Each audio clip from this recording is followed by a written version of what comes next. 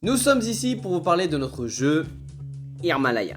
Hirmalaya est un outil pour travailler sur les leviers de motivation propres à chacun. Qu'est-ce qui nous motive? À quoi je carbure? Qu'est-ce qui me pousse à faire ce que je fais?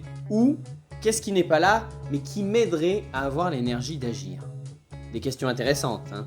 Hirmalaya peut aussi bien être utilisé par un service RH ou un manager lors d'entretiens de recrutement, d'entretiens annuels ou alors en gestion de projet. Également, le monde de l'éducation peut se servir de ce jeu, car il peut être utile pour des questions d'orientation.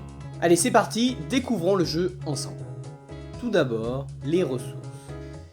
Le jeu est présenté dans un pochon en tissu upcyclé. Les motifs sont différents entre tous les jeux. On y retrouve dedans un jeu de 26 cartes, représentant les différents leviers de motivation, des pions en bois coloré, et une notice comprenant différents modes de jeu.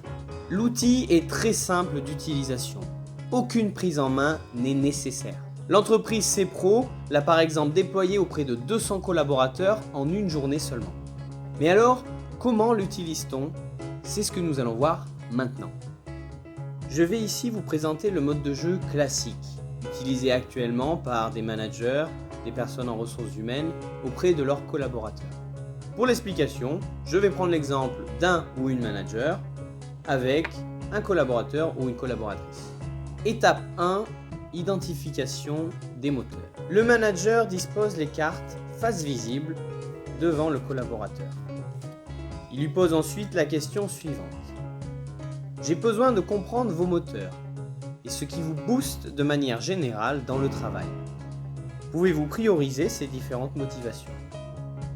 Le collaborateur classe alors les motivations de manière hiérarchique, comme il le souhaite.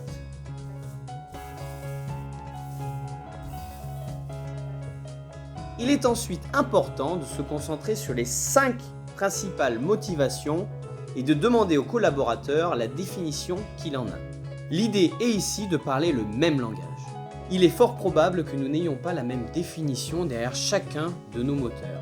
Il est donc primordial d'échanger là-dessus. Derrière liberté d'organisation, par exemple, plusieurs définitions sont possibles.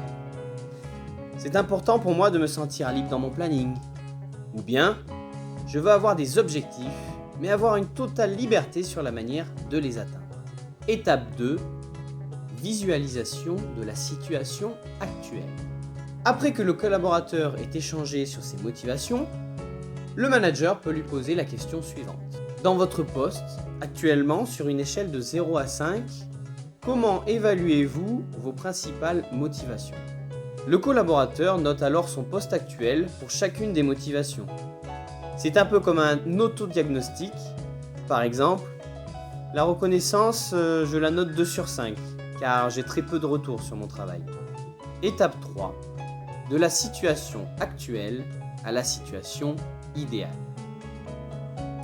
L'idée de cette étape est de s'engager et de trouver ensemble des actions à mettre en œuvre pour faire progresser les motivations les plus basses. Par exemple, attardons-nous ensemble sur les motivations les plus basses. Que pourrions-nous faire pour que ces motivations soient mieux notées? Un échange s'ensuit entre managers et collaborateurs. Et il ne faut pas oublier les motivations les plus hautes.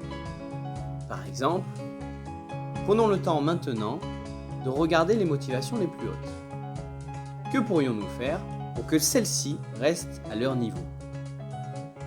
Le collaborateur et le manager échangent alors sur ce qui est déjà mis en place et qui permet d'avoir ces motivations au plus haut niveau. Pour le levier reconnaissance, je pense qu'il serait bien qu'on ait un point hebdomadaire sur les projets qui sont en cours. Pour le levier défi, ce qui est important de conserver, c'est le fait que je puisse choisir chaque mois un nouveau projet qui me tient à cœur. Étape 4, analyse et plan d'action. Dans cette dernière et 4e étape, l'idée est d'échanger avec le collaborateur sur ses demandes en formation ou évolution. Ici, il est important d'envisager des actions complémentaires pour satisfaire les principaux moteurs afin de les traduire en plan d'action. Quelques variantes.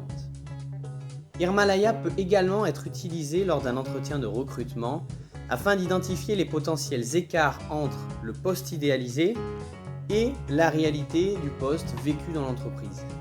L'outil peut également se jouer dans un mode collectif, afin de comprendre les différentes motivations d'une équipe par exemple. Pour cela, chacun va poser des pions sur les motivations qui lui semblent importantes pour lui. Tout le monde échange alors ensuite pour comprendre les motivations de chacun. Voilà, vous savez presque tout. Si vous avez des questions, n'hésitez pas à nous contacter à hello@caperly.com ou si vous souhaitez commander le jeu, allez sur notre site www.caperly.com. On se retrouve rapidement, à très bientôt chez Caperly.